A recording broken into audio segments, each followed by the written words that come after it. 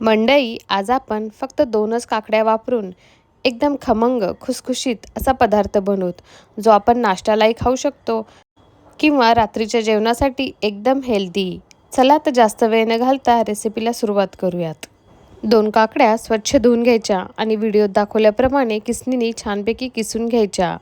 त्याची साल काढायची नाही, कारण सालीमध्ये सुद्धा भरपूर सारे जीवनसत्व असतात. त्यामुळे साल न काढताच व्यवस्थित मी काकडी किसून घेतली. काकडीला अशा प्रकारे भरपूर पाणी सुटतं. पाणी बिलकुलसुद्धा काढून टाकायचं नाही, ते तसंच ठेवायचं. म्हणूनच मी एक मोठी परात घेतली, म्हणजे पाणी सांडणार नाही. कांदा एकदम बारीक कट करून घ्यायचा. मी चॉपरच्या साहाय्याने कट करून घेतला होता. आणि 1 चमचा त्याच्यामध्ये हिरवी मिरची आणि लसणाची पेस्ट ॲड करायची. तुमच्याकडे जर मिरचीचा ठेचा असेल तर तोही तुम्ही 1 चमचा ॲड करू शकता. अर्धा चमचा हळद ॲड केली आणि 1.5 चमचा लाल तिखट ॲड केलं. भरपूर सारे तीळ ॲड केले. तीळ पौष्टिक पण असतात आणि खायलाही खूप छान लागतात. नंतर अर्धा चमचा ओवा हाताने छानपैकी चोळून ॲड केला. आपल्या चवीनुसार आपण मीठ ॲड करायचं. नंतर बारीक चिरलेली कोथिंबीर ॲड करायची. कोथिंबीरमुळे फ्लेवर खूप छान येतो. कोथिंबीर ॲड केल्यानंतर हे पूर्ण मिश्रण व्यवस्थित मिक्स करून घ्यायचं. सर्व मसाले काकडीमध्ये एकजीव झाले पाहिजे, तोपर्यंत 1 ते 2 मिनटं छानपैकी त्याला चोळून घ्यायचं. मसाले सर्वत्र व्यवस्थित लागलेत की नाही हे पाहून घ्यायचं, म्हणजे मसाल्यांचा फ्लेवर हा सर्व मिश्रणामध्ये छानपैकी एकजीव झाला पाहिजे. नंतर मी 2.5 वाटी ज्वारीचं पीठ ॲड केलं आणि खुसखुशीतपणा यावा त्यासाठी 2 चमचे बेसन पीठही ॲड केलं.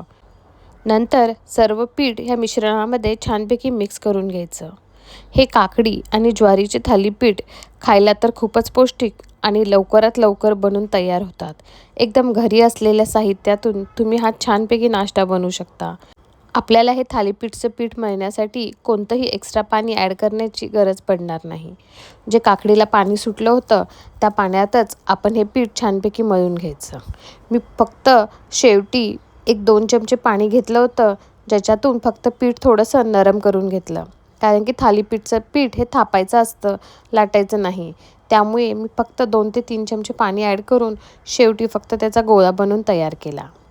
व्हिडिओत दाखवल्याप्रमाणे आपल्या पोळपाटवर एक छानपैकी कॉटनचा कपडा ठेवायचा आणि त्या कपड्याला पाणी लावून घ्यायचं.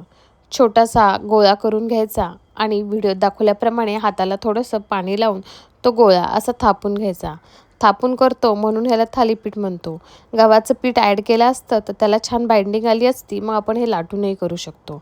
पण ज्वारीचे पौष्टिक थालीपीठ करायचे म्हणून मी छानपैकी हाताने थापून घेतले आणि त्याला व्हिडिओत दाखवल्याप्रमाणे असे छोटे छोटे होल पाडायचे. त्यामुळे थालीपीठ भाजायला एकदम सोपं जातं. नंतर मी एक लोखंडी तवा घेतला, त्याच्यावर थोडंसं तूप ॲड करून घेतलं. तेलही ॲड केलं तरी चालतं.